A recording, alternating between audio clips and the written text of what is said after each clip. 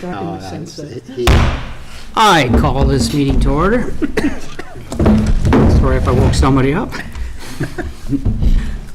We would like to begin by acknowledging that the land on which we gather is the traditional territory of the Anishinaabe, Waukee, the Ottawa, and Mississaugas people.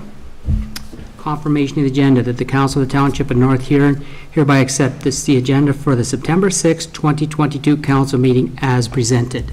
Do I have a mover? Rick moves. Seconder, please. Paul seconds. All in favor? Carries. Thank you. Disclosure of pecuniary interest. Not tonight? No, I don't see anyone tonight, so we'll keep moving along. Public comments. Opportunity for members of the public to speak to an item that is on the business on the agenda for 2 minutes per person. If anybody would like to speak about anything we're doing tonight. Not hearing anybody speak up or seeing anybody put their hand up, we will continue to move on. Consent agenda that the Council of Township of North Huron hereby adopts consent items 5.1.1 and further that the Council of Township of North Huron hereby receives consent items 5.1.2 to 5.3.3 for information. Before I ask for the roll call, does anybody want to pull anything out to talk about? Go ahead, Anita. Yeah, well, I actually had some questions about report 5.2.2, but Director Luttenberger isn't here, so I don't know, maybe... Do you want through your, so in terms of if you want to, you can tell us the questions now and we Sure. can get back to you. Okay. Or you could email myself and we could follow up. Whatever you'd like to do. Well, my question was about the fitness center and the numbers they came up with, that there's such a big difference between 2021 and 2019. And in the, let me see, the membership, there isn't as much as a difference. And I was wondering why that is. Mm-hmm. And for the childcare services, the staffing is at 90%, about 90%. Is that because there's still a long waiting list? Is that because there is no more staffing, or why is the waiting list so long while there's still a little bit of room there? Yeah. We can follow up and get back. Yeah, Thank you. Thank you. Anyone else? Then I would add to the motion that we do it with the adjustments and amendments that were requested. Do I have a mover? There are no amendments requested. Oh, okay. I apologize. We'll take that one off. Anita's going to move it. Seconder, please. Kevin's going to second it. Thank you kindly. All in favor? Carries. Public meetings and hearings. Julie, we have you to talk to us about accessible washroom upgrades for the Alice Munro Library. If you don't mind, the council's going to sit up front on these empty chairs so that we can hear you properly and we can see each other. Okay. So, everyone.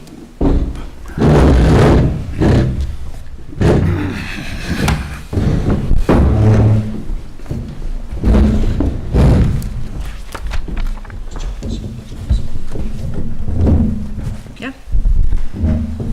Does I can see Julie right here. Oh, you guys can see it. We do apologize. This is, as you know, make-believe for council chambers, and we are rectifying if they do. well, you know what? I think it is an amazing way for me to talk to you about accessibility because it just, Brought it all out. I mean, could it be any better how inaccessible this opportunity is, right? And the reason why I wanted to speak to you tonight is to talk about the washroom at the Alice Munro Library, the 2 washrooms that are there. But in talking to a few other people, some of the things have come up, so I might pepper in some other ideas that I have. I know that you guys are not in a position where you can make any decisions about spending right now and budgets and all of that kind of stuff, so really I'm here for education purposes. And as you know, probably, I was a teacher and I have continued to teach, but now I just teach about something completely different than biology, although bathrooms always ties into a little bit of biology. So my My professional aspect now is that of an accessibility professional. I'm certified from the Rick Hansen Foundation. I have written 3 books, 2 about accessibility. I have built my own home. I now run my own business as an accessibility consultant. I have done work for organizations like the City of Vaughan, Dyson, Toyota, Honda, as well as Cowbell and little properties in Blythe, like those that are managed by the Sparlings, like the Blythe Library. And as a part of the package that you guys got before tonight's meeting, one of them was a link for the YouTube video that showed what's happened at the Blythe Library in their bathroom. I hope you had a chance to see that. It is tied now with Cowbell for being the best bathroom, and there are 3 adult-sized change tables in the county. One is at Cowbell, one is at the Blythe Library, and one is up here at the medical clinic, the old school here. So in terms of bathroom accessibility, those are the only 3 places in the county where someone with a disability who can't use a toilet regularly can go. And when I speak to big and small organizations, the thing that I say is, if you can't pee, you can't stay. Right? Remember during the very first part of lockdown, when everything was closed and you couldn't even do a road trip to go to your cottage or wherever because there were no bathrooms open along the way, and so it kind of made you go, oh, well, if there's no Tim Hortons bathroom open, what exactly am I going to do? Right? So now everybody's had that little window, that little experience of what it means to not be able to find a bathroom that you can use. And that's what people with disabilities have to deal with day in and day out every time they leave their house. So in a public space and in all of the buildings that you guys are responsible for, bathrooms have to be accessible, and they're not. There is not one publicly owned and operated building, like township-owned building in the county that is got truly accessible bathrooms, with the exception of the Blythe Library, but that's not even owned by the township, it's just rented by the township. So especially in Alice Munro, where you guys own the building, there are upgrades that can be done to make it more accessible. Right now, I'll pull up a couple of the photos just for examples. The lights kind of make it hard for you to see. Oh, yay, thanks, Kevin. What you see there are a couple of, well, there's a lot of things going on here. So in this bathroom, it's a very low toilet with a grab bar that is an angled grab bar. That angle is old code. So somebody years ago thought that was like the best way to apply a grab bar so that it would help the biggest number of people. That is no longer what the research shows. The research now shows that an L-shaped grab bar serves the greater number of people because it has a horizontal component and a vertical component. And that means somebody like me who needs leverage side to side to pull up my pants or to lift myself up off the toilet and back into my wheelchair, I use that horizontal component. Somebody who has the use of their legs but needs assistance to get up from the seated position back into standing, they use the vertical component.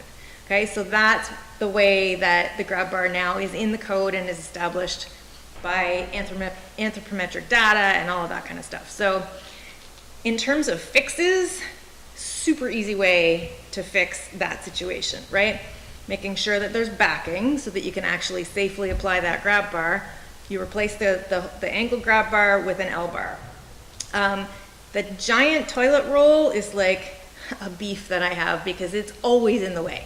I hit my knees on it, it blocks the grab bar, it's too far away, it's like there's all sorts of issues that are associated with that. So that can be remedied as well with something that is smaller and is not so close to the grab bar that it's like, if you look at that picture, you can see that you can't even get your fingers between the grab bar and the toilet roll, right? So that whole section of the grab bar is now made useless because of the way the toilet roll's been established. It's a really low toilet, which makes it difficult for anybody with mobility issues, right? Getting up off the toilet and back into standing, or me having to lift myself off the toilet and up into my wheelchair, right? Like, I have to do everything with my arms. The giant garbage can. What are we doing in the bathroom that we need such a big garbage can? It just takes up space, right? And then the hand washing situation, which I don't think is, let me just see what I've got here. Oh, this is the other one that's even lower. Sorry, let me go back to this one. The ideal hand washing situation is to be able to stand or be seated at the sink, turn on the taps, get the soap, get the hand paper towel or the hand dryer or whatever, without having to move, right? If I'm at the sink and I turn on the taps and wash my hands, and then I have to put my hands on my wheels to go and find the paper towel, then I've just made my wheels wet, I've got my hands dirty again, right? Like, so the ideal hand washing means doing everything without having to move. So my point in telling you all of this is that they are super easy fixes. And as a part of what I sent you, you saw the report from the Huron County Accessibility Advisory Committee that was from like 3 years ago, 4 years ago. So the county committee, which I'm a part of as well, we assessed all of the library bathrooms in the whole, well, all the libraries in the whole county, gave them feedback, but what we find is the feedback becomes a report that sits on a shelf or in somebody's inbox, and it doesn't get acted on. I feel that there is some fear about doing it right, fear about costs associated with it. And I'm not here to say, let's break down the walls, make it a giant bathroom, put in an adult-sized change table. That can come down the road when the funding is available. You apply for grants, you save for it, you know, whatever. For now, in the short term, these very easy fixes can be done. A taller toilet, a proper grab bar, a smaller garbage can, moving the paper towel and the soap dispenser so that they can be reached seated at the toilet. All of these little tiny things add up to make that space accessible. I have not used these bathrooms because they are way too challenging for me. I would rather, if I'm at the library, I would rather roll up to Glazier's and use the bathroom there because I help them do it and I know it's right. Right? And so that takes a lot of extra energy from anybody who's in that situation, right? They either can't stay at the library for as long as they need to, or they have to expend energy by going somewhere else and using a bathroom somewhere else. Or they just don't go at all, right? And that's not what makes a public space. You want everybody to be welcome and serving everybody's needs. So in talking, actually I was talking with Denise last week and we were talking about the fact that you're having, not an auditor, what's the word I'm looking for? Kind of an auditor, looking at all of the property owned by the municipality.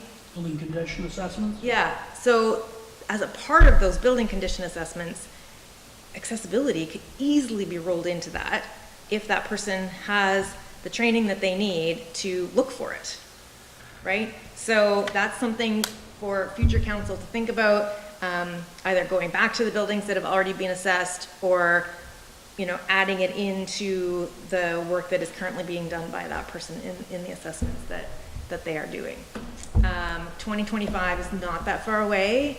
We have a lot of work to do to make the public buildings accessible, but I don't say that as like I'm trying to scare you into it, right? Because it doesn't need to be scary. It's totally doable with the right information and the right tools to make the spaces that we have better. Questions? Judy, I want to thank you very much. Here, I'm sure I speak for all of council staff from hearing the way you told us and from your perspective.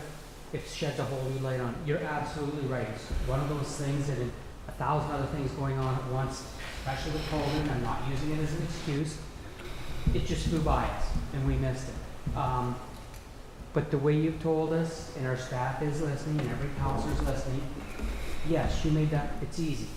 It's just, we can do it. Just go ahead and do it. We don't have to have a $500,000 study done on it. You're willing to step up and help us with this. I'm sure you will be part of it if our staff reaches out, because again, like you said, we don't want to do it 3 times.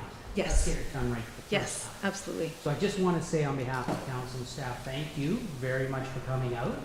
I enjoyed that few minutes, and I'm gonna be honest with you, very honest with you. It never entered my mind, and it will not leave my mind, okay? Counselors, I got a question. Rick first, and then Kevin. To you, Rick. Thank you. Julie, in regards to accessibility, our Legion of Life, we became accessible many years ago. We were proactive rather than being reactive, because how much money we have to save. But now the chairs, some chairs are getting bigger, Yes. and my doorway isn't getting. So how does that work there? We have to start. Well, there are a couple of different ways of looking at that. To have been proactive is the best way to do it. And the thing about building codes and standards is they are the ground level, right? They are the bare minimum that a builder, a building owner, an architect, an engineer, they're the bare minimum that they have to do to not go to jail. And like, I'm not even joking when I say that. That is the bare minimum. So in the work that you do, you would want to do more than just the bare minimum to not go to jail, right? And in doing more than the bare minimum, we address future concerns. When we look at best practices, like the width of doorways, for example, 36 is standard. It's actually increasing to 42. And that's one of the things that would address the need for accommodating larger mobility devices, because they're definitely larger mobility devices. My wheelchair is one of the smallest kinds of wheelchairs that there is out there. You have power chairs, you have scooters, and that also changes the turning circle, right? The radius that a device needs in order to, like this is a pretty tight turning circle, but you can't do that in a scooter. So I can deal with a bathroom that's that small. That's where future things come in, right? Where maybe we look at taking those 2 bathrooms and making them 1, having it a bigger space with an adult-sized change table in it and a larger turning circle. So absolutely looking to the best practices, and that's like literally where I come in helping you do that. I mean, I wrote the book on it, literally, right? So, very important thing to think about, looking to the future. Yep. Thank you. Thank you. Kevin? Thank you. Through you, it's just the comment that I have to make is really to staff and to my fellow councillors here that back a few years back when the Huron County Planning Match was in Walton, it took a small group of accessibility advocates to turn 300 acres field into a fully accessible bathrooms and change tables for 3 or 4 days. It wasn't a monumental thing to do, and it was done in Huron County. So, the accessible part of things doesn't have to be overwhelming. We've been trying to do it here I'm an advocate for accessibility. We've been trying to do it for quite a few years, but it's not a wishful thing. It's not a magical thing. It really doesn't take a heck of a lot to make the changes that are needed. So I want to thank Julie for coming here, and I hope the council and staff has taken some of this knowledge to heart. Thank you. Thank you very much, Kevin. Trevor? Yeah, and from my perspective, when I looked at the review or the information that, Julie had provided in 2018 as it relates to this building and the public library space, and, in all reality, I don't know that a whole lot has been done, if any, in a fact that, which is disheartening to say the least. However, I think we can remedy some of these things, as you say, very quickly. And one of the things that I look at as we talk about right here, right today, is council changes. Mm-hmm. Well, there's things on this list right now in 2018 that I don't even know that we've even considered in our new council chambers at the Royal Oak Center. So I think, in reality, I think we need to be more proactive in the sense that if we're going to make changes to municipal buildings in any shape or form, that we need to we need not rush the process, and get accessibility as part of the discussion with architects and whatever the case may be, so that we are not doing this, as the Reeve says, 3 or 4 times, and you know, as Rick has indicated, you know, being proactive and then find out, oh, codes change and now we're have to rip it all up again. So I mean, I think we are, in my perspective, I think you're right, 2015 is not that far, 2025 is not that far away. And I think ultimately, from my perspective, the next council is gonna have to make this a significant priority in their next term in order to satisfy not only not going to jail, but ultimately satisfying the residents of North Huron and the residents of the county that want to be able to go back to normal, whatever normal was prior to the pandemic. So I mean, I appreciate, you know, I appreciate somebody's outside look at this and, you know, giving us the real heart-to-heart that says, you know, when we only can have 3 bathrooms in Huron County that disabled people can use, that's not just a shot at North Huron, that's a shot at the 9 other municipalities as well, including the county. Absolutely. So, I mean, we all have to take a breath and look at this and say, how can we make this better for everybody and make all inclusive of the residents of North Huron and the county? So I want to appreciate and thank you very much for your information and your input. You're welcome. Thank you, Trevor. Anyone else? This through you, Reeve? Yes, go ahead, Yes, Paul. through you, Reeve. Yes, Julie, when we redid some of the theater here, like I thought that we had talked to somebody about it. Like, is that color code change there between the walls? Is that Yep. that passes, right? Yep. Mhm. Okay. Thank you. Yep. Thank you, Paul. Well, Julie, go ahead. Even being up here, Julie scared me. And it's a long way down for any of the actors. This is not a good spot. The stairs are too short, the treads. Anyways, I'm looking at your wheelchair, and I'm not being smart, okay, because I have a wheelchair, and I have good armrests, and yours doesn't. Is that a new style or something? Because I relied on the armrests to do a lot of things for it to move me around. Yeah, this is a custom chair for me, for my body, for my injury level. And I actually did have armrests initially, and I've since taken them off as I improve my strength and my core ability and whatnot. I shed parts to try and lighten my wheelchair and make it more maneuverable. Anyone else? Not seeing any. Well, Julie, thank you very much for this eye-awakening moment. You're welcome. And I hope we can meet again in a year. I would Whoever the Reeve is, and say, yes, we have made some changes. I would be more than happy to be a part of becoming those changes. You have the free service of the County Accessibility Advisory Committee. You're more than welcome to hire me. There are other people that are accessibility professionals in the province as well. When working with an architect on a project, they will have lighting specialists and landscape architects and people who choose seats that are specialists, and not all the time is every project got an accessibility professional as a part of that project, and it shocks me every time I talk to an architect and they don't work with somebody who specializes in accessibility. 25% of the Canadian population identify as having a disability. That's 1 in 4. And that number is just growing.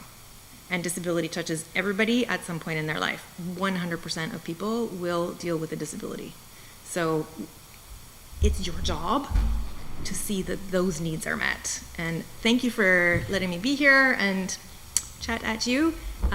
Reach out, any questions, let me know. Okay. So I do know that our CEO was listening, and we were all listening, and I do agree with you, because yesterday I had to bring my sister-in-law home from Stratford with a new knee. It was quite challenging, and she's having a time of it. So I took good timing for me. Everything's fresh. Thank you very much. Okay, you're welcome.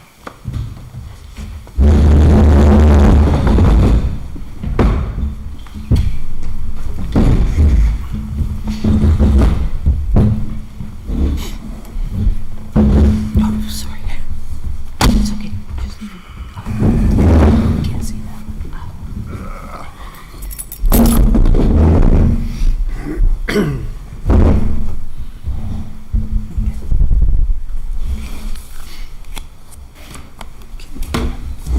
reports. 7.1.1 is a North Huron official plan 5-year review. Planner Holman is here. Actually, there's a couple of young ladies here that we can talk to about this one.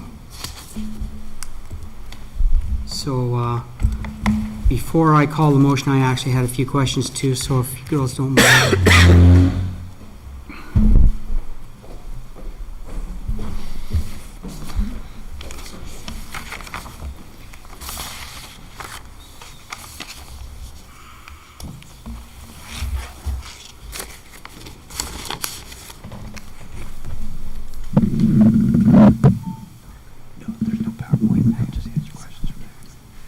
So there's not going to be a PowerPoint for this one, so if anybody has any questions, they can please speak up. If you want, I'll start, and then we'll go from there. So on page 37, number 4, what I wrote down is the A and B.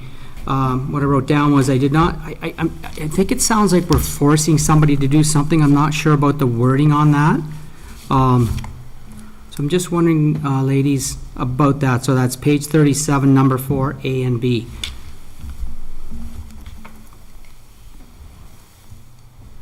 I wrote down we do not and may not be able to enforce something like this. And I don't have my PowerPoint up.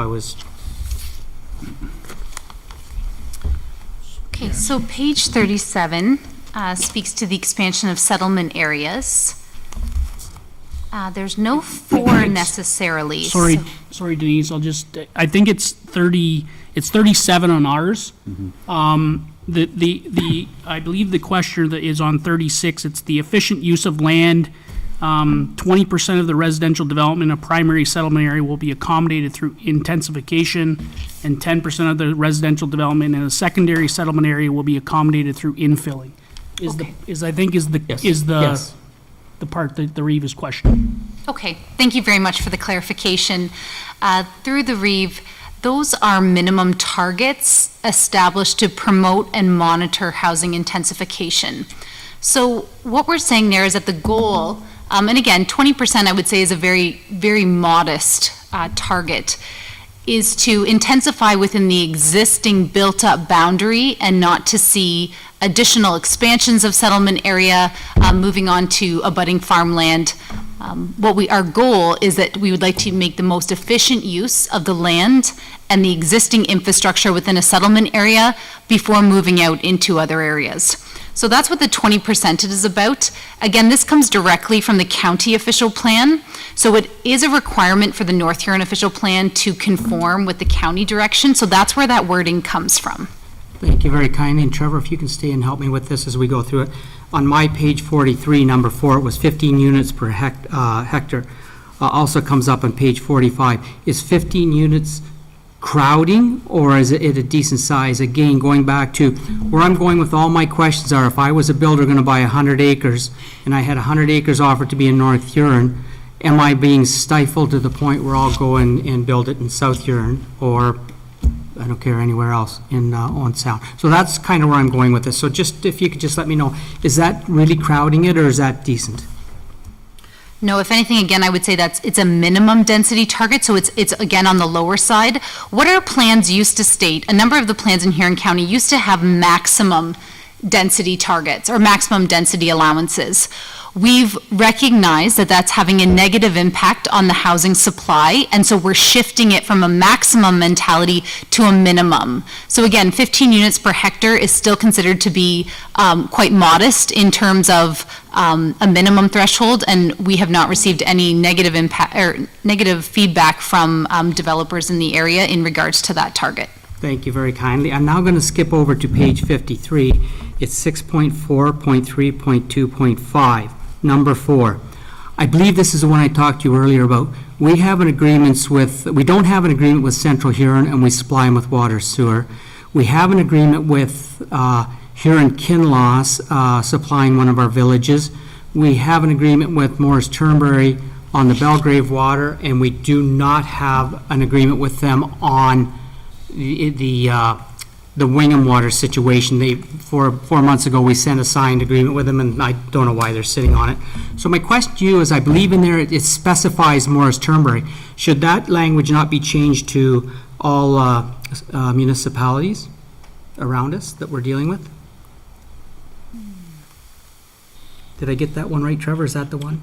I'm trying to Thank see you. where you actually were talking. On our page 53, 6.4.3.2.5, number 4. The Township of North Huron will work with neighboring municipality of Morris Turnberry to ensure adequate highway commercial land is available and appropriate. And again, if anybody's paying attention, we've turned the pipes inwards. We have all of East Wawanosh that will lower our taxes and we'll spend our money on those. But again, I'm going to go back to Denise, just the fact that we have many agreements with different municipalities, so I'm not sure we should specify one municipality there. Your thoughts?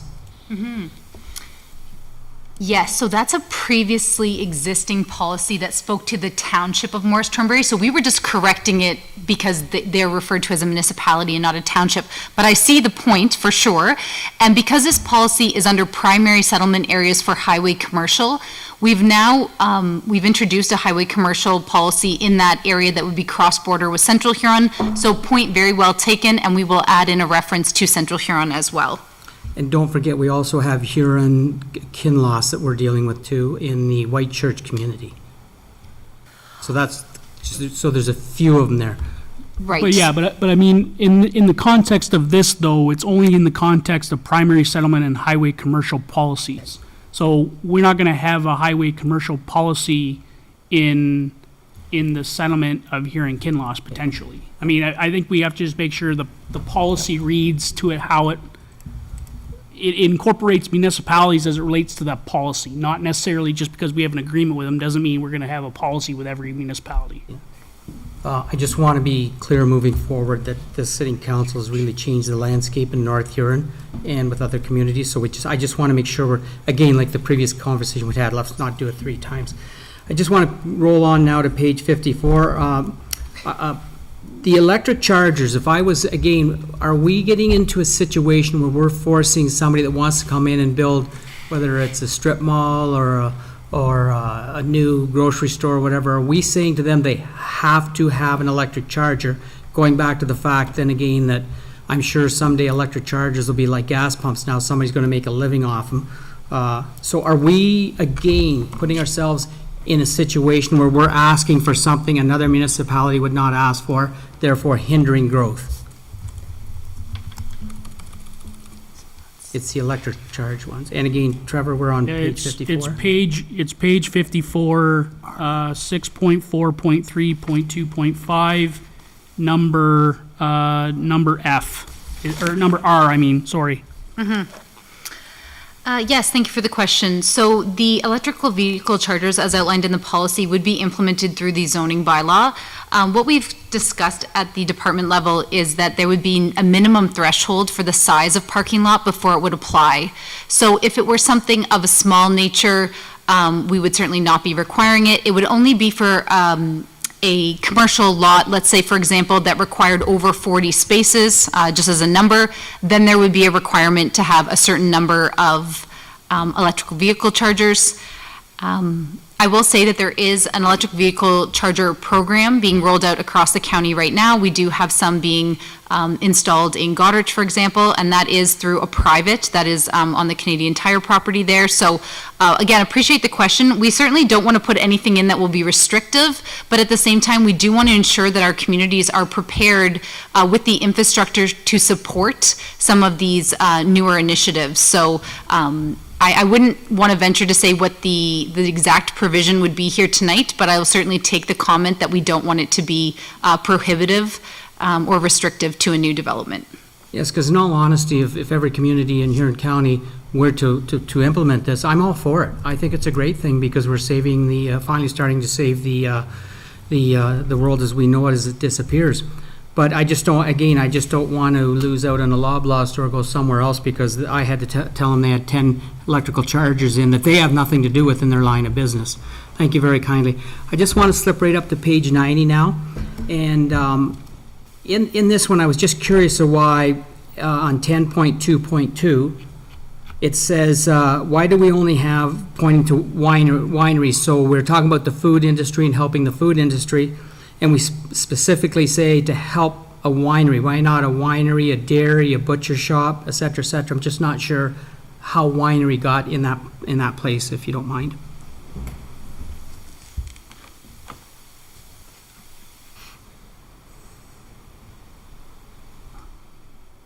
'Cause I can remember when there's a dairy in every town. Yes, so the policy reads, economic activity regarding the growing, production, processing, and marketing of local foods, including a winery secondary to an agricultural use, will be encouraged and supported in accordance with the agricultural policies of this plan. So the preceding statement talks about all economic activities that, again, involve local food will be encouraged. The reason I believe winery was, I think the reason winery was brought out was that we wanted to be clear that where it was secondary to agriculture. So where the grapes were grown, we would consider that to be an agricultural use and therefore supported. I think we could remove the reference to a winery and the policy would still read just fine. To me, there's no need for a specific reference. So I don't think it hurts to leave it in, but if council would like to see it removed, I'm perfectly fine with that as well. Yeah, I'd rather have an IQF plan in there, again, with something I ran before, and that's instant quick freeze meat products. So to me, there would be more, that would be more suitable for Huron County because we have farmers, many more farmers with beef and with dairy and that than we have wineries. I do understand we're trying to support and grow the winery business, but I'd appreciate it, to me, that just kind of muddles it if we can just take that out. I think that's fine, okay. Okay?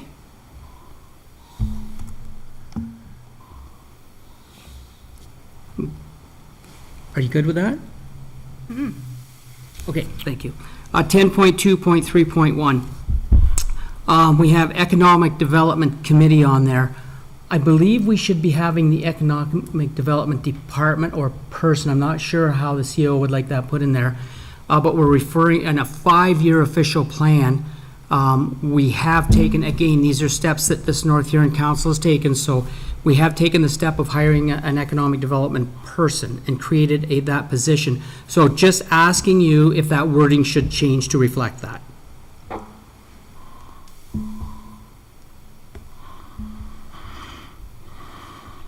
Trevor, do you have that? Yeah, it's 10 point, on page 89 of your report, Denise, it's 10.2.3.1. It's just the notation that the township may appoint an economic development committee.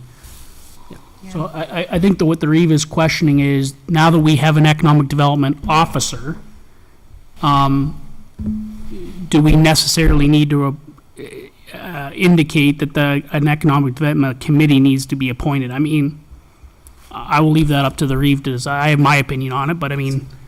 If I may, the other point I'd make too is that also sets out what the mandate for the committee is, and so North Huron establishes the mandate for its committees through terms of reference. So you wouldn't want the two documents to be counter to one another. So if you don't mind me asking, what is your recommendation then? If it is not essential to the official plan, I don't necessarily see it as being necessary because of the fact that the new council will set their committees, and that may or may not include an economic development committee, and that may or may not include an economic development committee with this specific mandate. So Thank you. So are we okay on that one? Agree. Yeah, I mean, I'm fine with that assessment. I mean, if it has nothing to really do with the overall meaning of the official plan, then, and we're going to be dealing with it in another term, or another option, then I think it's not necessarily warranted in this particular document.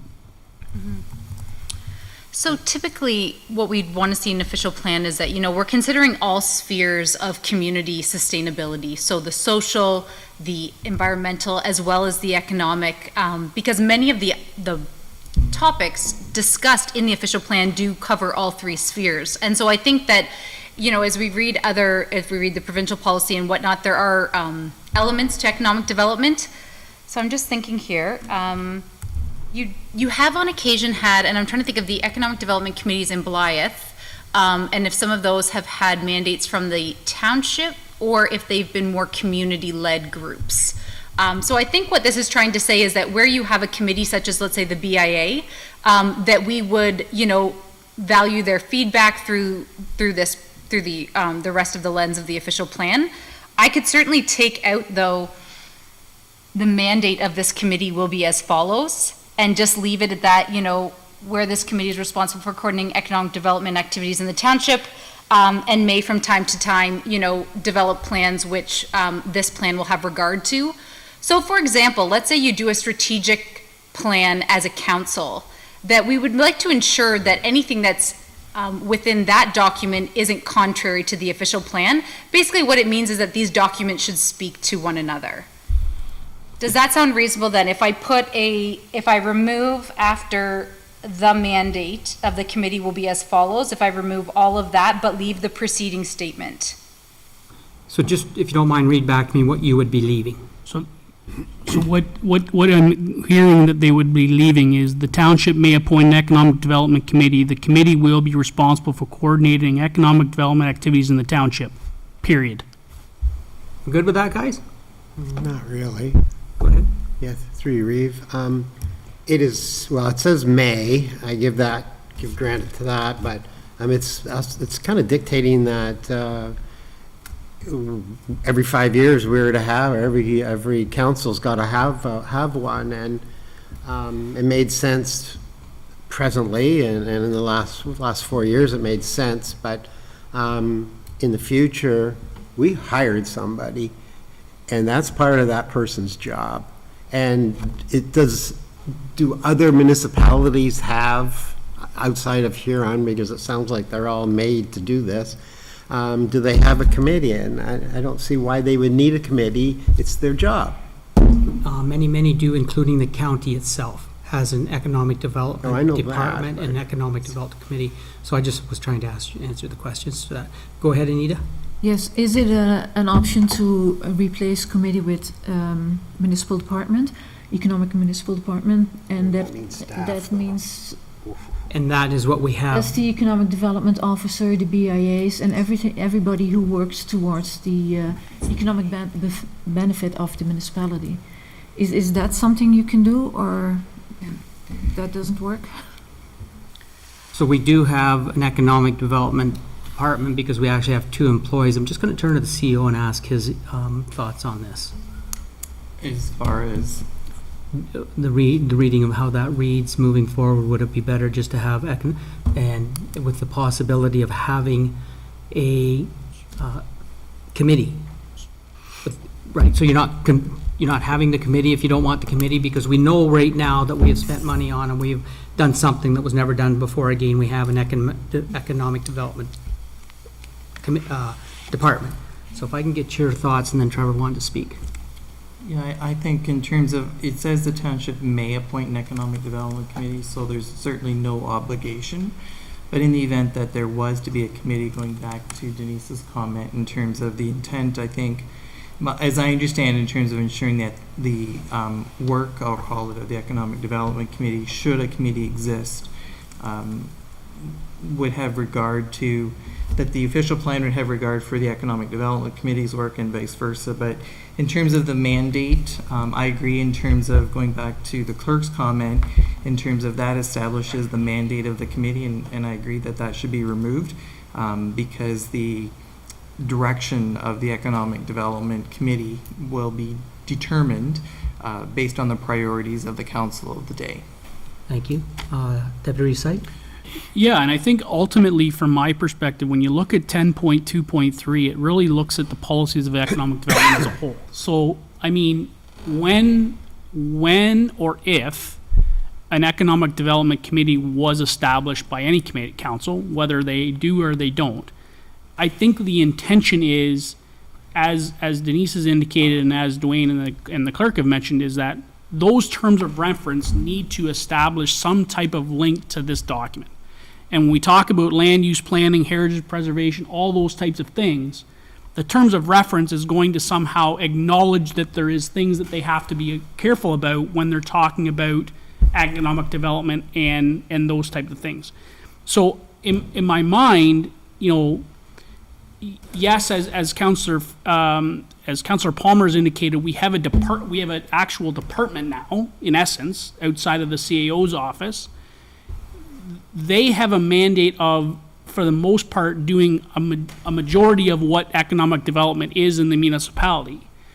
Where I differ a little bit is where the committee's perspective is, because the committee is going to somehow, may or may not, influence what needs to happen from a directional perspective as it relates to economic development. The economic development officer may have one completely different thought than the committee, because that committee is going to have representation of the broader scope of the municipality. So, I think, removing the idea of the mandate and just leaving it that they may appoint a committee, I think it just generally gives an idea that you can, but you don't have to. But if you do, you need to, that terms of reference needs to take into consideration everything else after that. So I'm going to allow Clerk Lamb here to speak. Yeah, so I guess if council is hung up on the wording in particular, you may want to consider something along, and if the purpose of this provision is to indicate that council has an interest in advancing the policies as it relates to economic development, so you might want to do something along the lines of the township may appoint committees or officers for the purposes of advancing economic development policies within the township. The committee or officers will be responsible for assisting and potentially coordinating economic development activities in the township. I believe that does put us right where we want to be. It's not going to pigeonhole you to committees. It's not going to pigeonhole you to officers. It's going to hammer the point home that council is invested in advancing the policies as it relates to economic development. We okay with that, council? But Just Chris? wondering, how do you define officers in this case? We have two of them now. How? Yeah, two, but Yep. So that's, again, not to pigeonhole anything.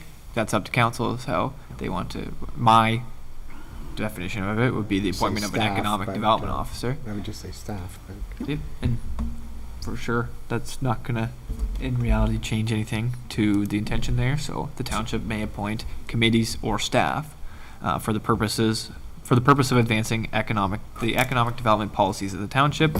The committee or staff will be responsible for assisting and potentially coordinating economic development activities in the township. So we're all good with that?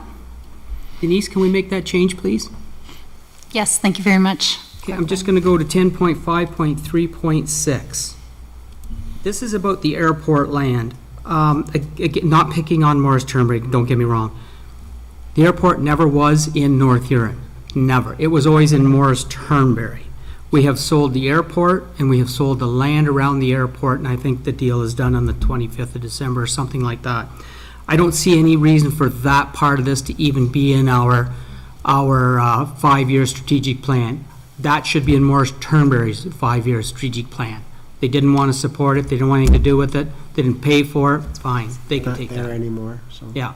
So Denise, I think we don't need anything on that one, okay?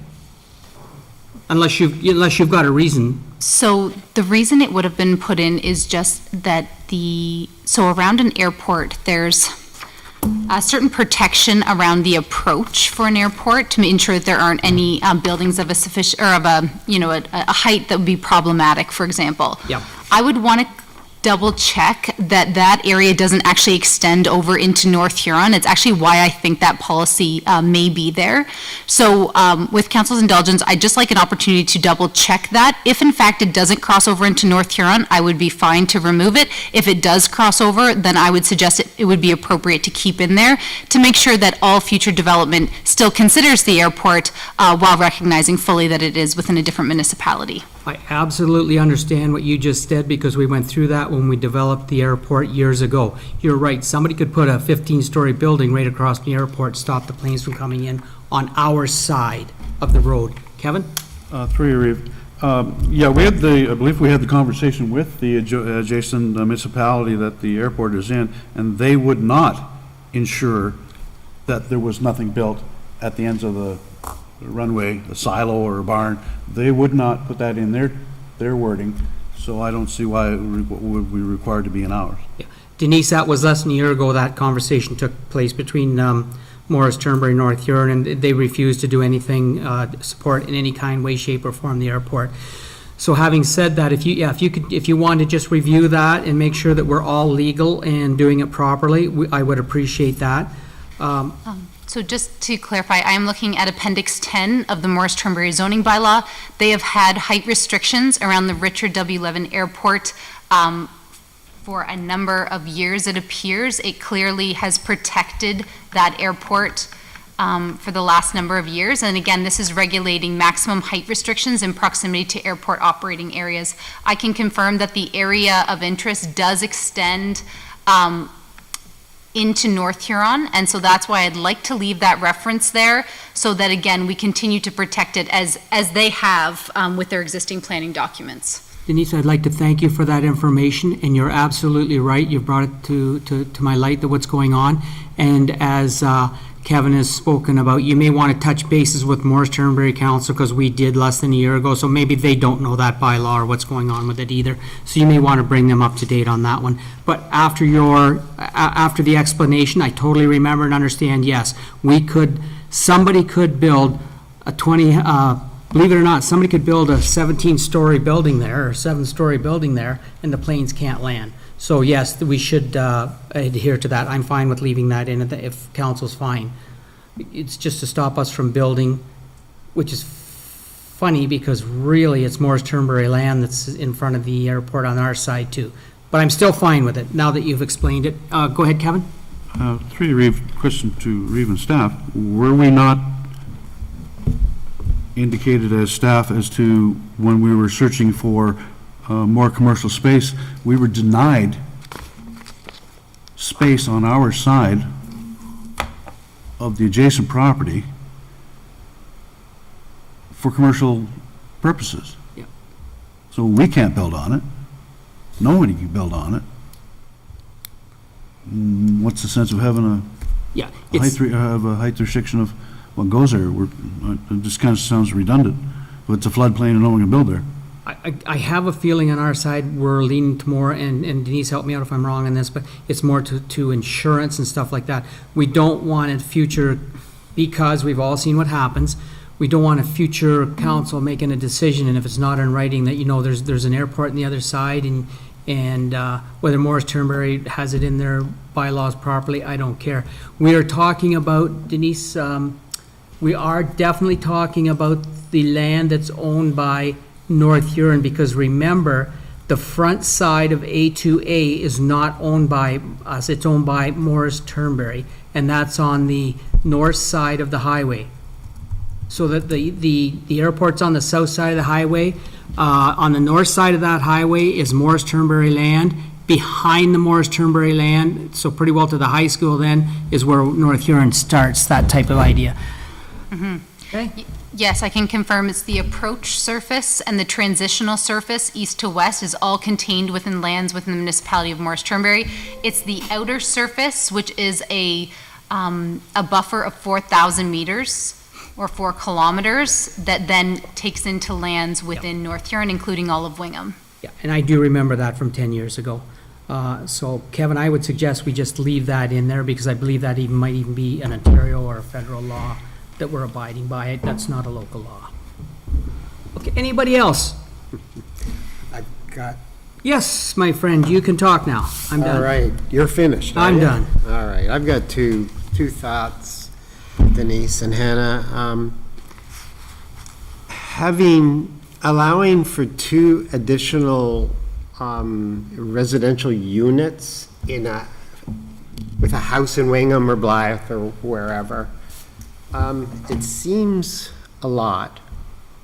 I don't know if there's a lot, LOT restriction on how many little units you can have, but I just see neighbor issues. If somebody in town can just put up 2 little bunky things at the end of their property, their lot, and then the neighbors are just all there, I don't know, and they can just do it. No one can stop them, it sounds like. And I'm seeing a little bit of a neighbor war going on out in the country. In East Wallinash, they're allowed 3 total, and that it won't cause any issues because it'd be contained within the residential area anyways. But in town, I'm just worried. I'm worried. Any thoughts? Yeah. So we've given some thought to this additional residential unit policy. First, I need to be clear that it is coming through the More Homes, More Choices Act from the provincial government that we are required to put in additional residential unit policies. That being said, they still have to meet the provisions of the zoning bylaw. So if, for example, the maximum lot coverage on a lot is, I'm going to use 35%, and the existing house covers 30%, then you'd have 5% allowance for an accessory building such as an additional residential unit. If that additional residential unit required more than 5%, then they would have to come forward for a minor variance or some other type of planning approval. Also keep in mind that any additional residential units must have a parking space, one parking space provided. So there'll be some lots for which this simply won't be practical to put more than one additional unit on. In some cases, they won't even be able to accommodate one. But it's about providing the option and the flexibility for those lots where it may work. And I'll use Blythe, just because it was raised, as if there was a large existing lot in Blythe and they decided, they'd like to put an additional residential unit onto the rear of their home, maybe to accommodate a loved one or someone, and then maybe later rent it out. If they had enough room, then you're right, they would be able to do it as of right.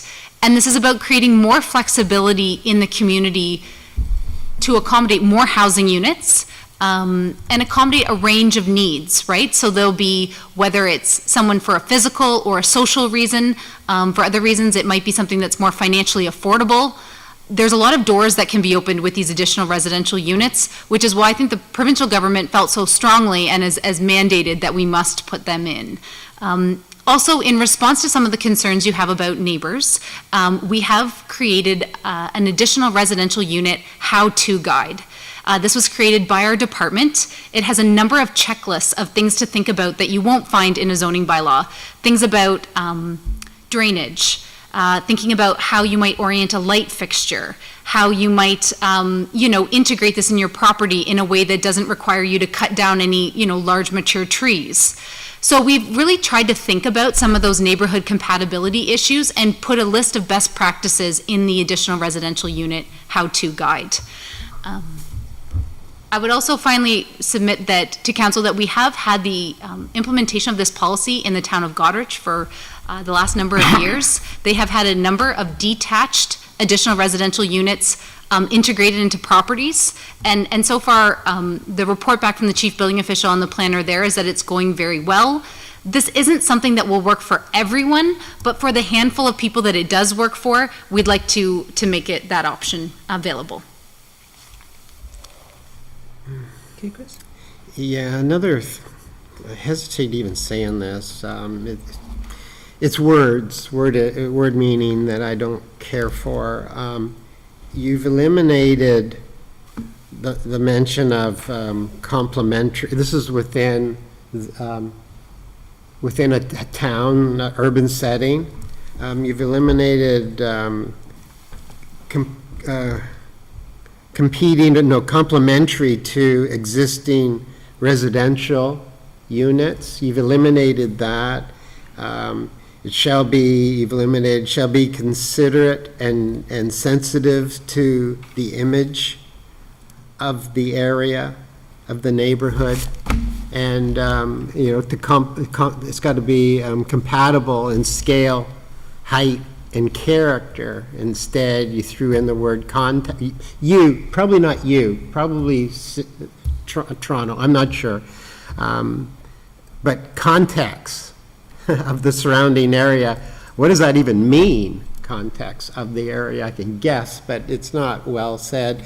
But I just know that the power of people that are living in our areas already, they're losing it because almost anything can be done in their neighborhood now. It doesn't have to be the same, it doesn't have to be complementary, it doesn't have to be the same size or anything like that. Just throw it in. Intensification again, throw it in. And to me, that just bothers the heck out of me. I would hate to see it in our area, and it could happen. But anyways, we're losing that. And it's just, all of a sudden, boom, it's anything goes, that's the way it is, shut up. That's basically how it comes to me. I know you're probably thinking of it in different terms, but those are the words. I saw your lines, striking out all the ones that make development friendly to what's there already. Denise? So, sorry, Reeve, I just want to ask Councillor Palmer, can he tell me which policy or which Oh, part? I knew you were going to do that. Well, I mean, it would, I mean. Back in urban development, Yeah, I can give the reference. It's page 43, and it is section 6.4.3.1.5, policies for the primary settlement areas residential, and it's number 3. thank you. So, one of those sentences states that the appearance and location of buildings and structures in new development should incorporate design features which complement existing properties in the immediate area. So I would say that that's a policy that isn't well, it's difficult to pull from. So if you're, for example, developing a new building, and let's say it is a multi-unit building, let's say it's a 12-unit, a small apartment building, and all of the units in the surrounding area are 1980s bungalows. What design elements would you pull from the 1980 bungalow and replicate in a 12-story or 12-unit apartment building? Nothing. Right? So what happened was that policy was there, but it wasn't able to be used well. And it was sort of, it gave this impression that, you know, we would be able to pull from architectural styles, and it doesn't work well in its application. The other reason we made the change is it says it shall be considerate and sensitive to the image and character of the neighborhood. Well, the image of a neighborhood and the character of the neighborhood are both more subjective terms, and I think we can perceive those things differently. And I think that's okay to some degree. But what we did the last number of years was that we worked on a comprehensive document called the Huron County Residential Intensification Guidelines, to make sure that where we have these changes happening within community, that there's good design. Because we find that, you know, in processing applications over the last number of years, where the design is done well, it helps to mitigate a lot of the concerns in the surrounding area. So there's a number of policies which will then implement this. So we've stated that Huron County Residential Intensification Guidelines, they have to have consideration for it. Well, how do we implement that? Later on in the implementation section of the official plan, you'll see under site plan control that we have exterior design control over areas where we have site plan approval, which for North Huron is where we have 4 units or more. So what that means is that for someone building a single detached or a semi-detached, there's no exterior design control. But once there's 4 units, we will have exterior design control. We'll have an opportunity to see what that building would look like. We'll be able to look at it in the context of what is there today and take out that comprehensive residential intensification guideline and make sure that they've done a design which is going to be compatible, not the same as, but compatible with what's in the area. So that's the mechanics of how it goes from an official plan policy to how it gets actually implemented by staff prior to that building permit being issued. We good, Chris? Well, just don't lose sight of that, because that's important. A little bit of compatibility. I know it'll never be perfect, but we don't want a hodgepodge. And that, if it's a new development, that's a little different because nobody's there. But if it's an infill, like we see this in Toronto, where somebody buys an old building, a house, rips her down, and these are single homes, detached. and he builds a 3 or 4 story house in a lot that's this wide. Like, they were fighting over those things, and the city was allowing it. See, that did not suit. Somebody was screwing up big time there, and they weren't saying no to these people with too much money. So I just don't want that to happen here. Okay, Deputy Reeve Sype has his hands up. So in the context of what you've just, your example there is absolutely nothing that, unless you want to make sheer restriction on every development that is ever made, can that happen? Like, at this particular point, as the county planners have indicated, we're not going to look at what your house is on an infill if it's one single detached home. If you meet the zoning bylaw and you meet the official plan, build it whatever you want, whatever it looks like, as long as it meets the official plan and meets the zoning bylaw. The only time we're going to come in where staff and council is going to then look at what it actually looks like on the outside is if you're building 4 or more units. So to understand the intensification part of this is that we have to recognize this official plan is the overall guiding principle, and then the zoning bylaw is going to take into consideration criteria as it relates to what can be built in that zone. Height, width, whatever the case may be. And if those things want to be changed at that point, then the council needs to make those changes as it sees fit. As you've indicated, where your concerns are is, if I've got an infill lot, am I going to let somebody build a 5-story apartment building just because they can? Well, maybe that's not the case. I don't know.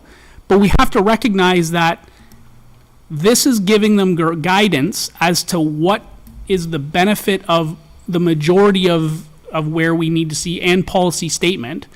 But the zoning bylaw needs to take into consideration compatible features of what is in that zone. So if it's high density, low density, whatever the case may be, there's going to be a review of those criteria to establish what's in those zones. And that's where I think these more details, as what you've indicated, are going to be more apt to be looked at as opposed to looking at this guiding principle overall, in my opinion. I mean, I understand your position. I completely agree.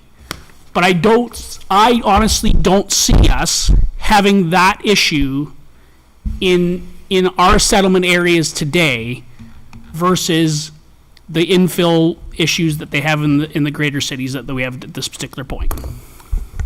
Thank you. Anyone else like to comment? Not seeing any. I do believe Clerk Lamb has a new. Well, so I guess it's dependent on where council wants to go with this. Absolutely. So basically, you could adopt it, subject to the amendments, or you could refer it back to staff to make those amendments and then see it again. I have motions for both, depending on where you want to go. Somebody give me a motion. Trevor? Reeve, I would make the motion that the official plan be approved, subject to the adjustments being made by the Huron County planners. Do I have a seconder? Kevin seconds. Last chance for comments, concerns, questions. So I will read back that motion. Alrighty. So then your motion would be that the Council of the Township of North Huron hereby adopts the 5-year review amendment to the North Huron official plan, subject to the requested amendments to the following sections: 6.4.3.2.5 subsection 4, 10.2.2 subsection F, and 10.2.3.1. We have a mover and seconder. Last chance for comments. Just before we make Yes. that, I just want them looking at the county to make sure that they understand all those sections before we make that. And actually, there would be more to that motion. And further that the amended official plan be forwarded to the County of Huron for approval. So those sections, just so everyone is on the same page, 6.4.3.2.5 subsection 4 would be the one that would add Central Huron to the wording. Subsection 10.2.2F would remove the reference to the winery, and section 10.2.3.1 would reword it to remove the specific reference to the Economic Development Committee in that mandate. I think that was everything. Do I have a nod over there, Trevor? Yeah, I think we're all good. Okay. Okay, thank you. Last chance for comments one more time. Not seeing any comments, I call it. All in favor? Carries. Thank you. Reeve, can I Yes. ask you something? Yes. After after Julie spoke, were we given a chance, it might have just over my head, but were we given a chance to deal with it in one way or another? We Julie's? just sort of sat down. Julie's? Yes. Yeah, it was just a presentation. She didn't have a request I of any know, kind. but these type of things, we can do different, we can have different requests. Yeah. There was no request at the time. The council up front was given an opportunity to speak. So if you want to bring it back, I'm going to refer to Carson if I'm wrong, but you can put a notice of motion on, or Carson, how would we deal with that? Obviously, he's thinking he'd like to. So Thank you. certainly the notice of motion process is there. If council sees it fit, and I would say it's at your discretion as the chair of whether that could be something dealt with under other business, since it was tied to today's meeting. If it was specifically related to the delegation presentation, that could certainly be dealt with under other business as well, but again, I'd say that's at the discretion of the chair. I think you should bring that up for a motion at other business, and let's move it along. Are you ready for that already? Sure. Okay, thank you. Okay, where was I, everyone? So you've approved your motion for 7.1.1, so you're on 7.2.1.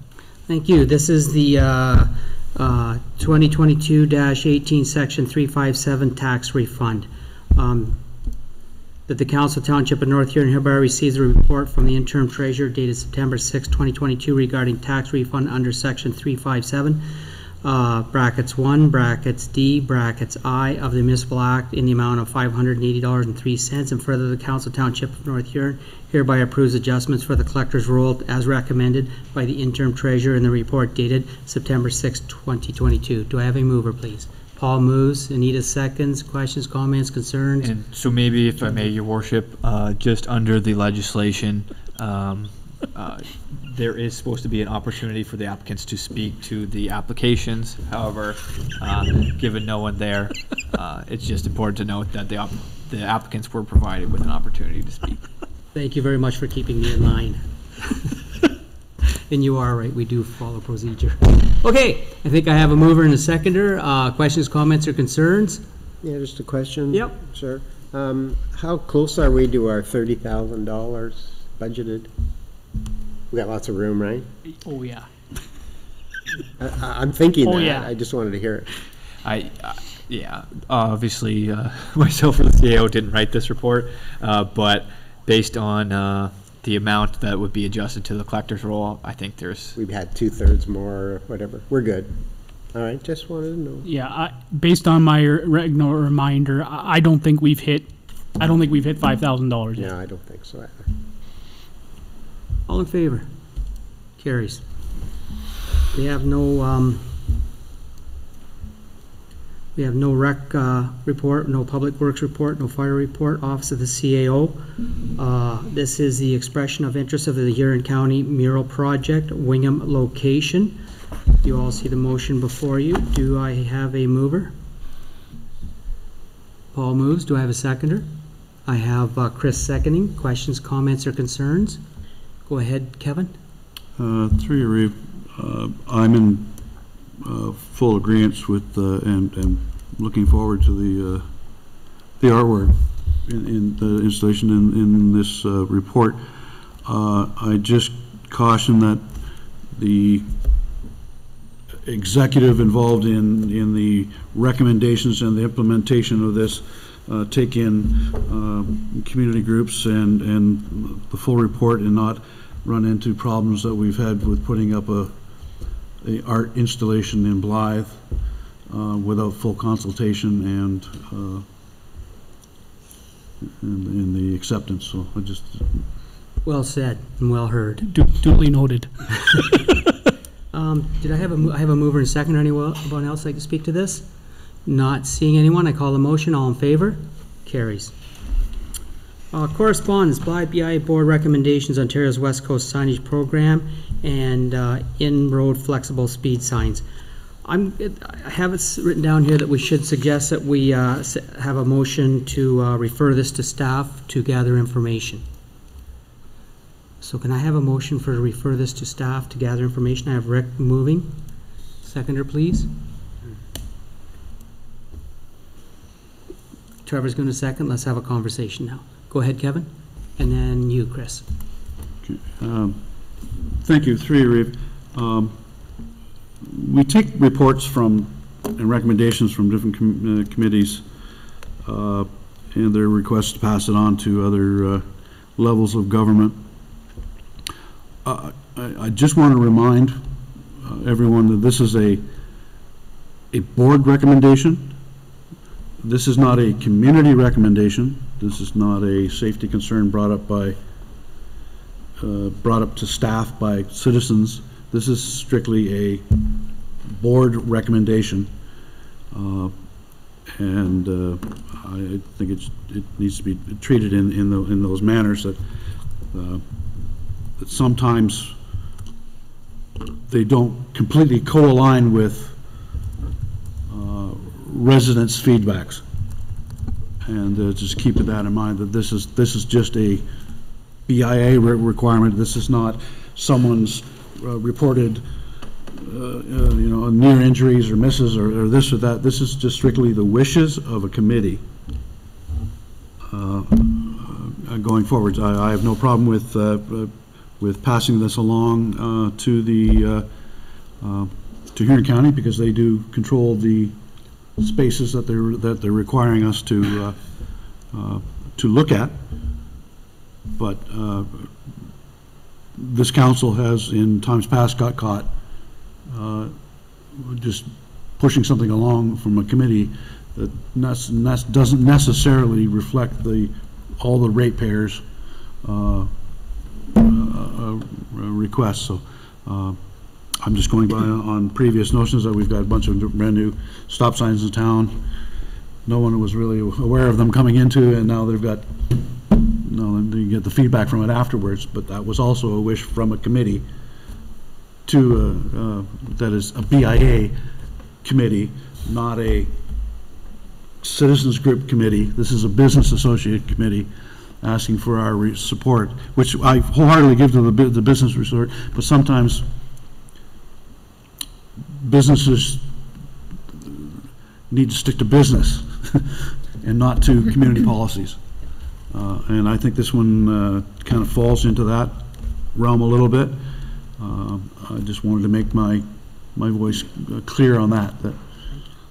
Thank you very much. Go ahead, Chris. Yeah, thank you, Reeve. Yeah, I agree with you, Councillor Faulkner.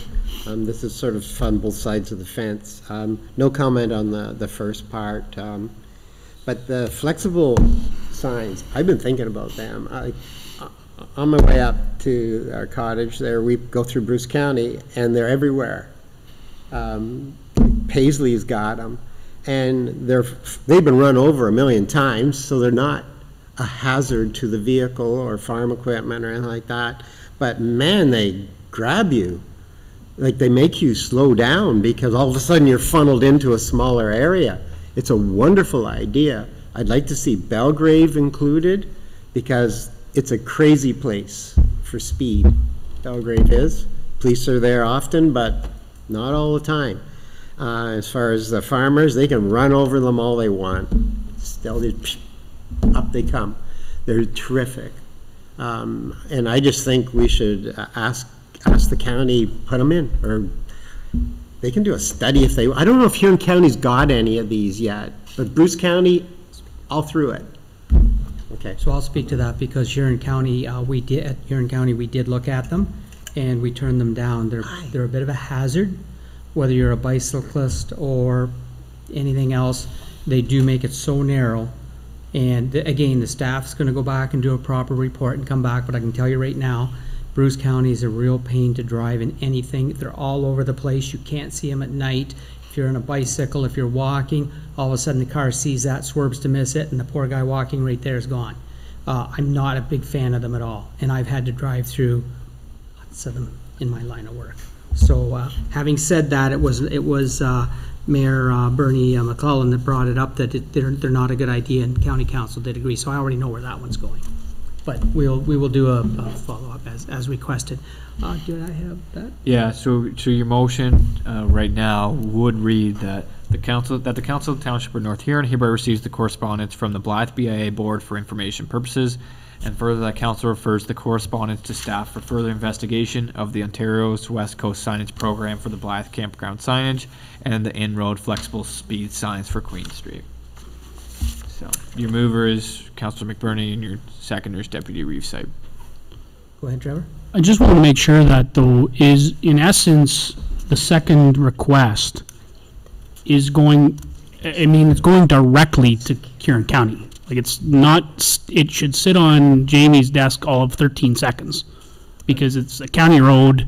There's nothing that we can do on that road as it relates to that. I mean, I think ultimately that's where it's got to go. And I mean, I completely understand Councillor Faulkner's questions and his comments and his concerns, as well as Councillor Palmer's. I think they've made valid points. I mean, Queen Street in the middle, in midst of Blythe, is pretty tight already.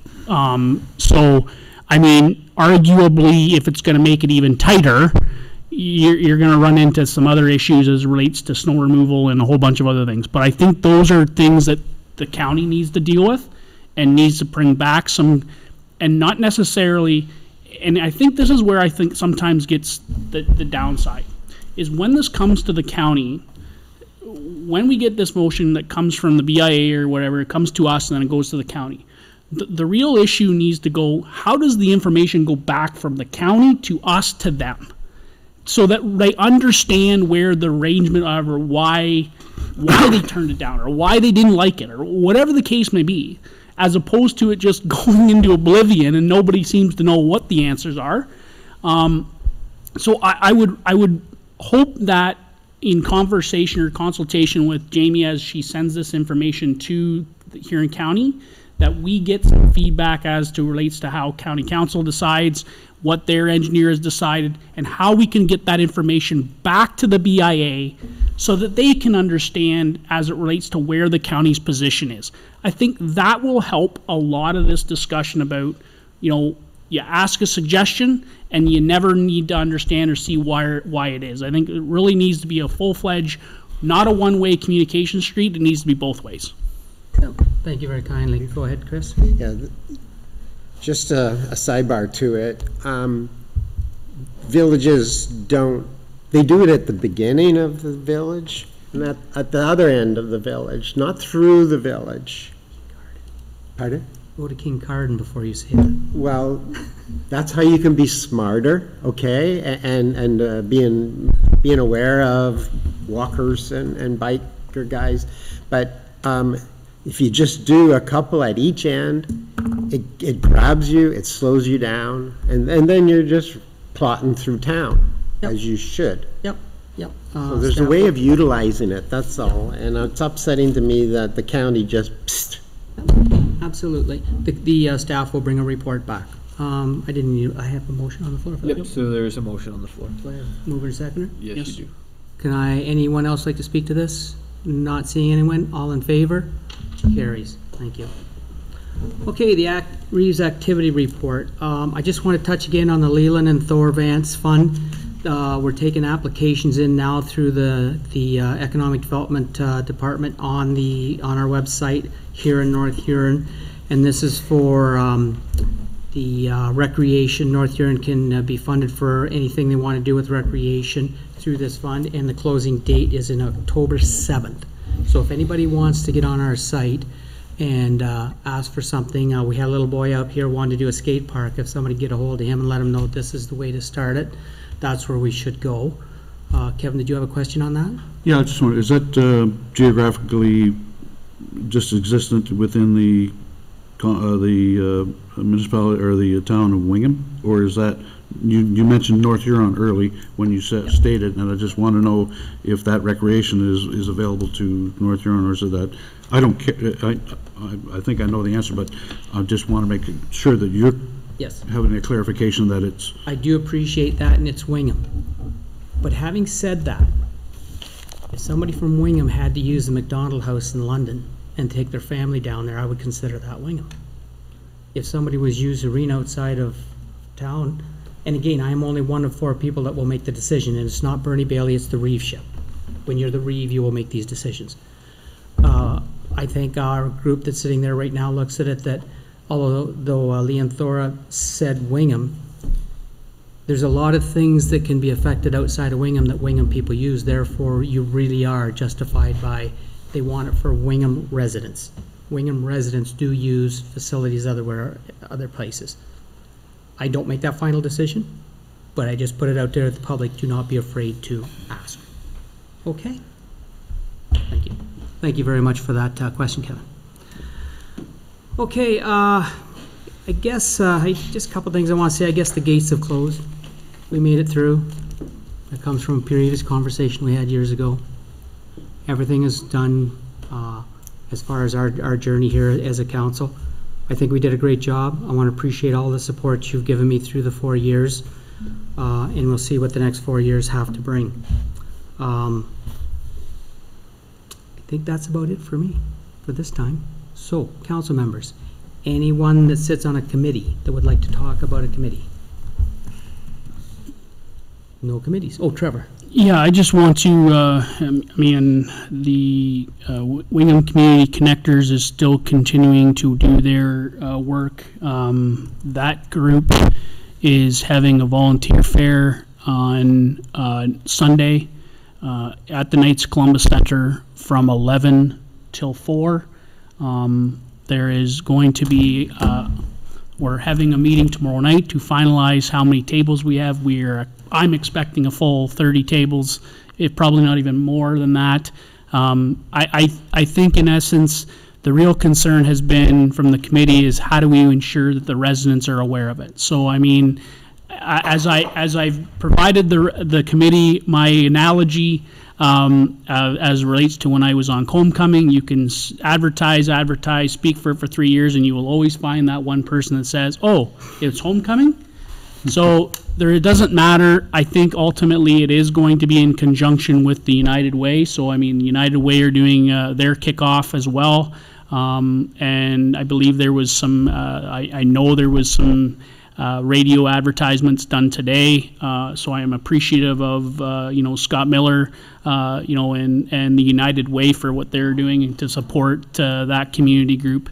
And hopefully we can get, a long list of individuals who want to support the community and these community groups, because, I mean, ultimately we all know that they're all in dire need of support in one way, shape, or form, from not necessarily money, but they need bodies.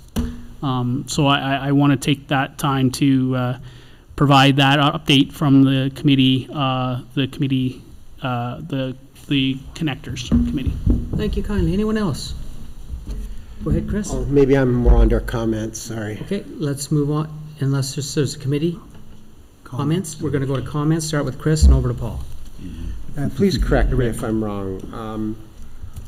Relating, one should be able to make a motion on an item that is on the agenda. Should one not? If you are dealing with that item on the agenda, Absolutely. then, That's all it would be. then yes, certainly. Yeah. Like I know you mentioned make it a notice of motion, but it'll be forgotten by then. It was just a short one. And it had to do with Julie's requests, which we all agreed with, more or less. But I'd like it if it was, if Jamie, if staff could. And I think, if I may, Councillor Palmer, I think Reeve Bailey had just indicated to bring it up under other business of this meeting. So that's your agenda item 12. Sorry, I'll do that then. No, it's all good. It's all good. So, Chris, you're done. I believe it's over to Paul. Yes, thank you, Reeve. Just that this past weekend, they had the 30-year walk celebration of the trail and it had a real good turnout. The original planner came back and he gave reasons why he did certain things along the trail. But I want to commend the Public Works. After those big rains, it took quite a beating. The tops of the trails at places where the runs were, and they had it perfect. The people were really happy with how well it was, and it's just a great day for everyone. Thank you. Thank you. I believe you were next, Rick. Yes, through you, Reeve, thank you. In regards to stop signs, Gypsy Lane, is there a traffic study done to get those into place? I'm going to go to staff. I'm not sure what this, Jamie, I'm not sure what this is about, Rick, so Jamie's going to answer.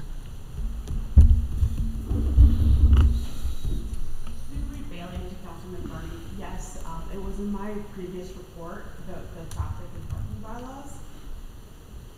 I think you had to turn the mic on. I think the mic's off. Through Reeve Bailey to Councillor McBurney, yes, there was a traffic study done. It was in my previous report for the traffic and parking bylaw.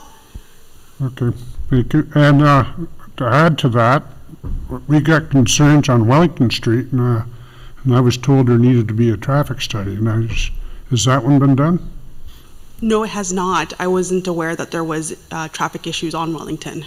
I had the conversation with you.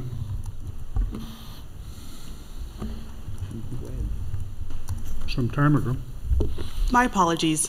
Yeah, it's because like on King Street, there's a four-way stop on Mill, and the residents around there are concerned about everybody shortcutting from the main street to Morris Street through Wellington Street. Okay, I can set out traffic counters. That's what I did for both diagonal here in Okay. town, and I can do it out there too. Okay, thank you. No problem. Thank you, Jamie. Kevin first, then you had your hand up, then Trevor. Okay, thank you, Reeve. A glorious time is reestablishing itself back in Blythe this current weekend with the Huron Pioneers Thrashers reunion coming back to town. I have to say it's a warm feeling when you start to see your town double in size over a couple of days, and I know that they're trying to do the best that they can on getting things back to normal when they're not normal anymore. I just want to commend them. I've been wishing for great weather, and I think that's going to come true as it normally does on Thrashers Weekend. Rarely have rain.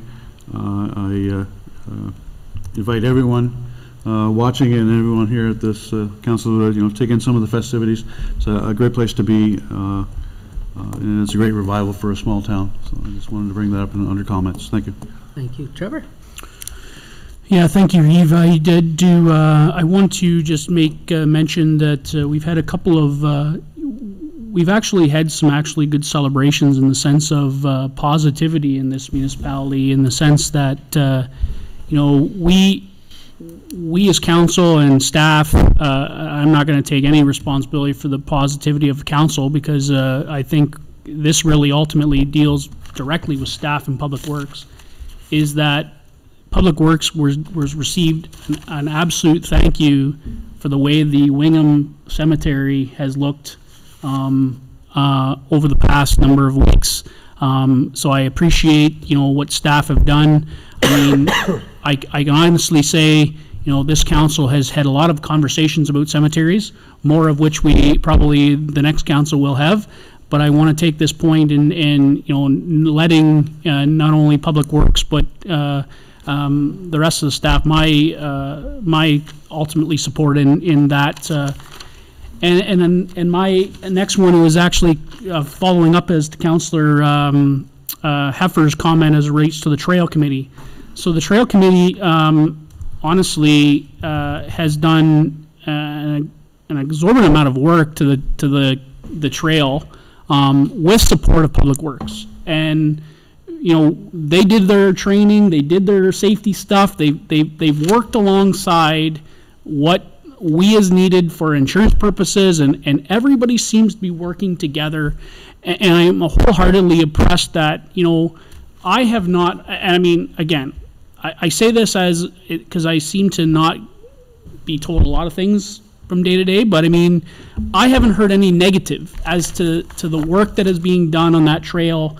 And I can honestly tell you that my kids and myself enjoy that trail immensely when we go bike riding, and we try to share the trail with whoever is out on it, whether they be walking or their dog or just overall having an enjoyable time in the summer. So, I mean, I want to appreciate the work that goes into that, and I wholeheartedly want to talk here right now, is in my mind, is to the residents and say, if you want to continue to have items of that nature in this municipality, we need to support them by people. People are going to make a difference as to whether those assets continue to be large assets in this municipality, or they will not. We have a number of services in this municipality that we would not have without the volunteers of this municipality. We cannot put it on Public Works or Recreation Department or whatever in order to do that, because we all are wanting to talk about how fiscally responsible we need. Well, we can't do it without these volunteers, because we would have to hire a significant amount of people in order to do that.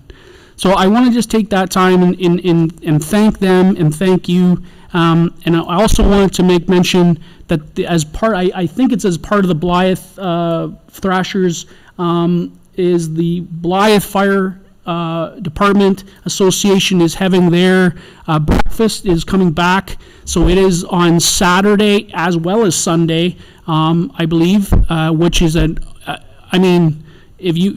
is nothing more favorable as to that becoming more normal as having a fireman's breakfast, because that is what we all have had many years ago, and I hope to take in those festivities as well as that fireman's breakfast. So I appreciate that and appreciate the people who are putting those together.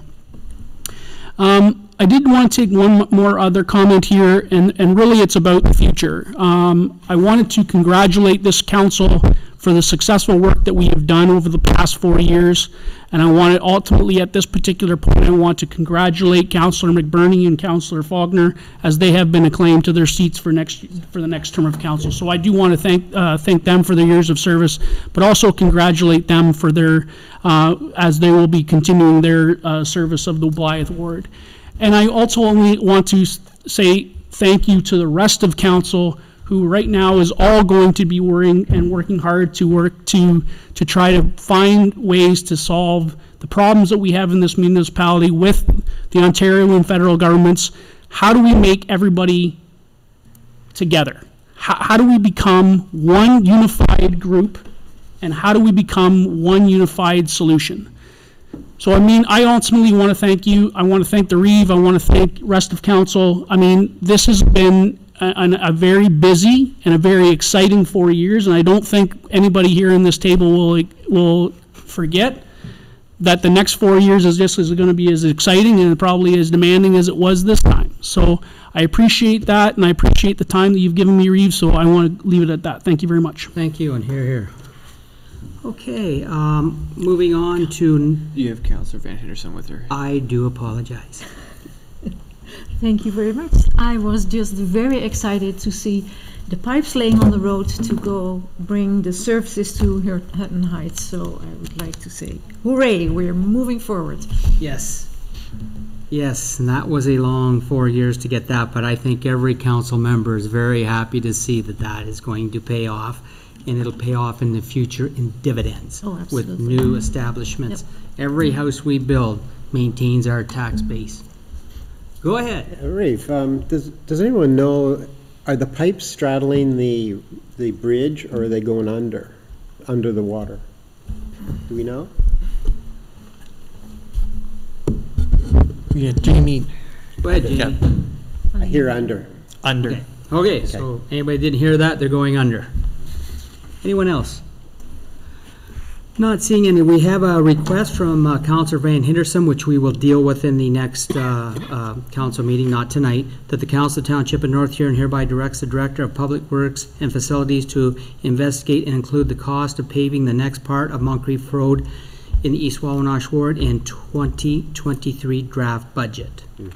Okay, so we don't deal with that today. I don't believe I need a motion on that. That's just going through. It's a request. Thank That's you. correct. It's just providing notice that it'll be up for discussion at the September 19th meeting. Thank you. Now we're down to bylaws. Bylaw number 88-2022. Do I have a mover? I have Paul moving. I have Kevin seconding. All in favor? Carries. Bylaw number 89-2022. Official plan amendment. And if I may, your worship. Yep. So with this motion, I'm looking for a slight amendment based on the direction council took for agenda item 7.1.1. So that motion would be that bylaw number 89-2022 being a bylaw to amend the official plan of the Corporation of the Township of North Huron as amendment number 16. 5-year review amendment be introduced, read a first, second, third, and final time, be signed by the Reeve Clerk and engrossed in the bylaw book, subject to the amendments requested as part of agenda item 7.1.1. Thank you. Do I have a mover? I have Kevin moving. I have Rick seconding. All in favor? Carries. So now I'm on to item number 89, Carson. Oh, now you're at announcements. I'm at announcements. The next regular council meeting will be held on Monday, September 19th, 2022 at 6 p.m. at the North Huron Town Hall Theatre. The next Police Board Services meeting will be held on Tuesday, September 30th, 2022 at 7 p.m. at the North Huron Town Hall Theatre.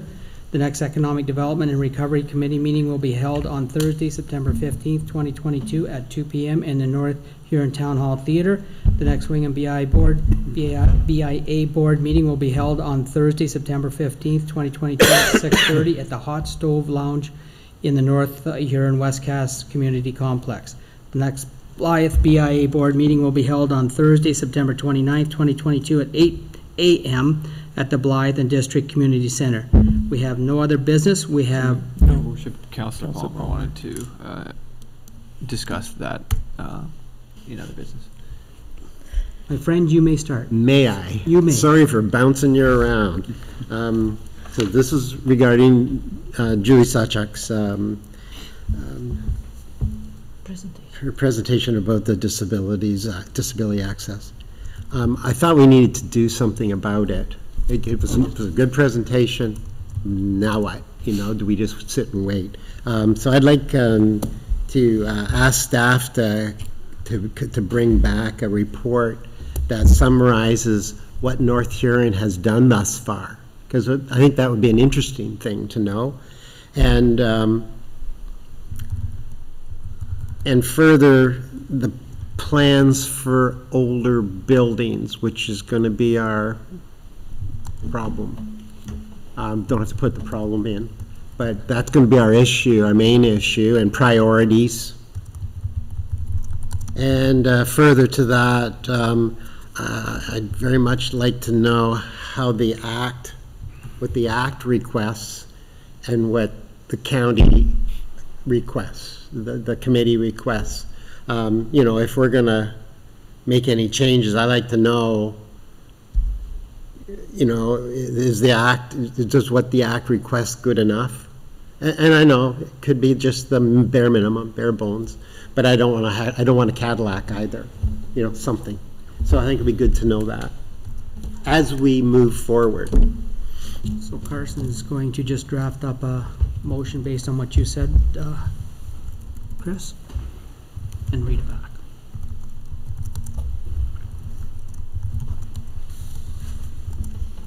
I have a comment. I do apologize. Go ahead, Kevin. Through the Disability Act that Julie was alluding to, there are the three components of it. One is municipal, which is government. There's a government requirement for public buildings that's in the Act, and that's what she was talking to us about the buildings that we own. A lot falls short in the Provincial Act that pertains to public ownership of other buildings and other either historic buildings or even new buildings going on. And that's where Huron County comes into, and I think might be advantageous for us to maybe link on and listen to Huron County, because Huron County has the accessibility committee. that gives recommendations and does site planning, comes out and reviews drawings and buildings and gives their input as to what could be done.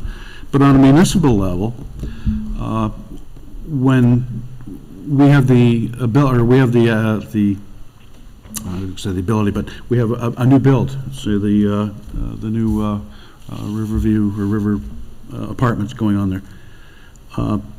We have a chance at the beginning of that to request certain percentage, or I shouldn't say request, but to ask for a certain requirement as to how many accessible units are in each building. But then that builder only has to go to the building code. And that building code is still going to show that or that straight bar. It's not going to show the new stuff, because everyone seems to fall under private, municipal, and provincial is a different section of the act. And I think if there was some way that we could work with Huron County and the accessibility committee, which is I know for a fact is reaching out as much as they can to municipalities, but quite often they don't hear anything back for their input. They're there to be used. We could use them, and we could implement some things in some of our zoning bylaws that that maybe it needs to be a little higher in the accessibility requirements for your buildings, if you're building new or if you're doing major renovations, that you consider it. So it's just taking an active role and listening. That's all really. I think that's all really. Julie was here to do the report, where she just wanted us to listen to what is really the issues. And I think if municipalities would listen more to the Huron County Accessibility Committee, I think we would find some of the answers and find that they're ready to help, and they have their finger on the pulse. So. Go ahead, Chris. Regarding public and building code, is it not keeping up with the way the act is changing? It should. You would think the province puts a huge emphasis on it, and you would think that would get streamed out into all the other visions that it has, and building code would be a big one, like as far as that bar or this bar. I know this bar is better, but is that in the building code now? Like, I'm not challenging you, I'm just throwing it out because I don't know. If we know that the building code is behind, then I would make sure any new builder is in contact with that county committee. It only makes sense, because they're going to get in trouble. They're going to go to jail if they don't, Well, they're going to get in trouble. In rebuttal, I don't believe there's anything in the act requiring anyone to build an accessible space. Requiring them. You can build a house, or you can build a fourplex and not have any of them accessible. Oh, I thought they had to be ground level now. I thought they should. No. Gentlemen, what I'm wondering is if, it's a good discussion. And I'm listening, and this is why I want to bring this up. So I'm going to suggest we have a motion that's going to be on the floor, and I'm going to suggest that staff contact the accessibility group from the county, and let's have them present to council. And that's what I'm asking. Yep. So let's let them talk. Sure. Yep, and I guess before I read the draft motion here, I just want to draw council's attention. So, Councilor Palmer, you did mention an update on projects. So, I just want to remind you all, so every year, council receives the multi-year accessibility plan. Appendix 3 of that plan, which was added, if you recall, for this year, includes a summary of accessibility-related projects specific to North Huron, right? So I just had pulled that up just so council is in the loop here. So it's divided by accessible projects completed in 2022, or 2021, sorry, accessible projects ongoing in 2021 and 2022, and accessible projects proposed in 2022. So accessible projects completed in 2021, there was the new municipal website. Huge step in complying with OREG 19111. And then opening of the Blythe Fire Hall and Public Works facility. Obviously, that building is accessible. That's another big step taken as the municipality. Accessible projects ongoing in 2021 and 2022, right? So the proposed was the construction of accessible washrooms for the Wingham Fire Hall. And the other one noted here was the implementation of accessible documents. So if you notice on our website, there's a number of more accessible bylaws that have been remediated to ensure that they comply with accessibility standards so that they can be posted on the website. So staff continue to chip away at that. And then accessible projects proposed for 2022. Obviously, there's the construction of the accessible ramp and doors at North Huron. So that project is slated to start very soon. Once we land on a firm date of when the contractors will be there, there will be notice provided to the public of when that's going to occur. But obviously that's going to be a big step for a building such as this one.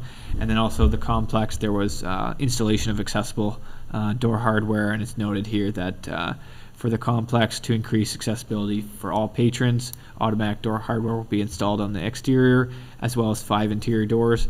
This update to the facility will exceed AODA prescribed requirements. So that's a little bit of an update, and those will continue to happen every year. You'll see projects completed, projects underway, and projects proposed. With that, so we've budgeted in the past few years for funds for accessibility, and I would certainly recommend that we continue to do so if that's where council wants to go, and obviously for what we're required to do to meet the 2025 requirements. As for Councillor Palmer's motion here, as drafted, it would be that the Council of the Township of North Huron hereby directs staff to prepare a report summarizing what North Huron has done to comply with accessibility legislation to date, and further that the report include a prioritization of facility renovations for all North Huron municipal facilities, and further that the report distinguish between accessibility requirements established by legislation versus best practices. So is that fair for what you're looking for? It does, yeah. Okay. Do you still feel it a good thing? Like I know what you've mentioned, and that kind of negates some of it. But I think there's still requests in there that have not been mentioned. So. It's, yeah. I wanted to keep certainly up to her report, Julie's report, going. Yeah, and in our minds. Yeah, and I guess to put council's mind at ease, we as staff do refer to that report. That report has guided our renovations for Town Hall specifically, right? It flagged the counter as a huge concern, which is why we address that. Obviously, tied to that is the ramp, and we will continue to chip away at those. But yes, I don't think it's ever a bad thing to have that report come back as a reminder all the time, so that council can say, hey, we would like to prioritize this a little faster than that, and certainly that can be council's prerogative. And I would suggest as part of this report, we could include the report from 2018 again, and have council discuss that. That being said, to that 2018 report, the committee hasn't necessarily, especially due to COVID, hasn't necessarily had a walkthrough of this building to see what we've chipped away at. But that being said, there's still substantial amount of work to do, and that's quite obvious. Mm-hmm. So we have a mover. Chris, you're fine with it? Yes. We have a seconder. Paul's seconding. Before I call the vote, I do want to remind everybody, because we forget so easy, the world was torn apart for 2 years of our 4 years, 2.5 years of our 4 years. So we have really moved a lot, including as you've seen at the front of the building here, the changes we've made. The world came to a stop. We continued. We continued with the promises we gave to the public, and as pointed out, we have not finished everything we wanted to do, but we did not stop. This sitting council moved forward. We got a lot done while the world was going to heck. So let's keep that in mind when we say, staff, why didn't this get done and that get done? Because we were all sitting at home. Okay, I have a mover and a seconder. Go ahead, Trevor. I just want to make sure mention too is that, one of the things that we've changed is a lot of those priorities that are on that list that the clerk had mentioned, those are big ticket items. Like, those are big, extensive renovation. If you listen to Julie's presentation today, we could do a lot of things probably within our existing budget and we would make it more accessible without even really having to worry about this mass project or prioritization. I think sometimes we take stock in the sense that we need to make it right the first time, as opposed to necessarily chipping away and making those things available. So I think staff have listened to what the conversation has been, and I mean, again, I think we also have to recognize accessibility is a big, broad conversation. It's not necessarily just people that have mobility issues. It's vision issues. It's hearing. It's a whole bunch of things, right? So I'm proud in the sense that now that I've remembered the conversation as the clerk has provided some of the information that we have done, I think we have moved a little bit, but it's building, it's infrastructure that's really a harder movement down that path. And I think if we look at that in this context of this motion, and as staff look at this, is how can we do these things within our existing budget, but moving the needle a little bit, I think everybody will be happy. I think it's a sense of where we don't know anything. I think that's really where the context is. So I appreciate Councillor Palmer, wanting to continue and Councillor Faulkner's efforts to make sure this does not go away, because as we found out today, 2025 is not going to be, it's going to be here before you know it. Quickly, go ahead, Kevin. Thank you.